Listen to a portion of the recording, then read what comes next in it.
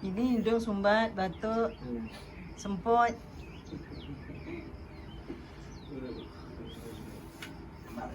Dia penat. Penat jalan-jalan ni. Jalan jauh tadi. Ha.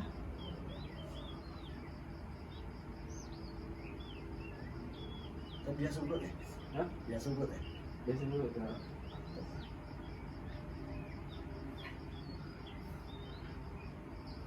Tarik dia. Atas lagi, atas lagi. Dia dapat Lagi atas. Lagi atas. Eh, Ha.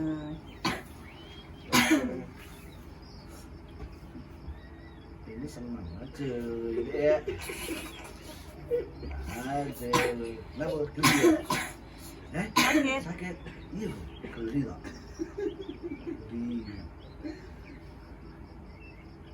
Gelian. Geli. Nanti siapa? Geli. Geli. Geli.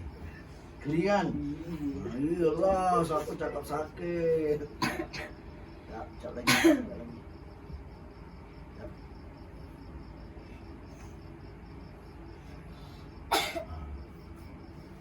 Batukkan kalau nggak ada. Penat nih. Ikut ayah nyawit ya?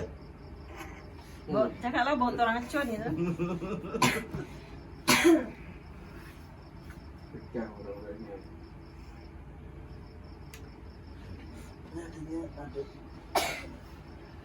Ini ada apanya, dadanya.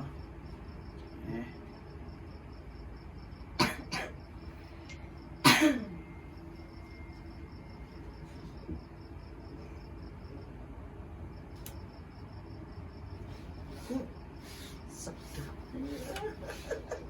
Sabar ya. Sabar. Cap aja, bukan lama. Adik dia jam berapa? Biasanya urut dengan bahan-bahan. Ha? Adik dia jam berapa? Lama. Oh, dia jam dulu. Dengan bamba dia lama, dengan kita tak lama. Dia dah lama juga tu Wak, tidak kurut.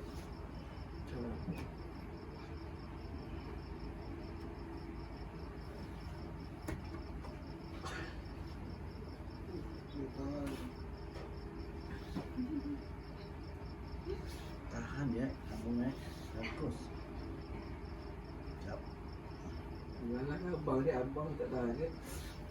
Abang tak tahan ya. Abang hero. Siap.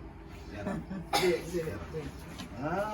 Pandai pun. Atas lagi anunya. Atas lagi pakai. Ha. Kepuluh. Lipat. Allah, bagus. Mana dekat sini dapat ni? Ni tak boleh minum ais tau. Ada minum ais. Tak boleh minum ais. Air sejuk dalam teh ais pun tak boleh. Dengar tu. Tapi macam mana cik? Nanti semput. Panas. Panas. Nanti Ganu kena urut lagi sakit. Kalau dengan Cik Gading? Dia ketua sigating kau bilu.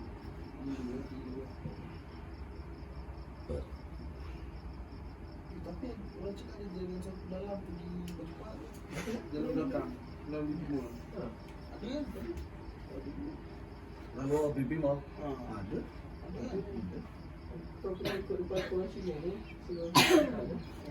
Lalu depan JPJ tu boleh terus. Kok JPJ? Apa? Bukan. Tempatnya salon tu apa? Oh, dekat depan. Tempat salon pun boleh. Tempatnya di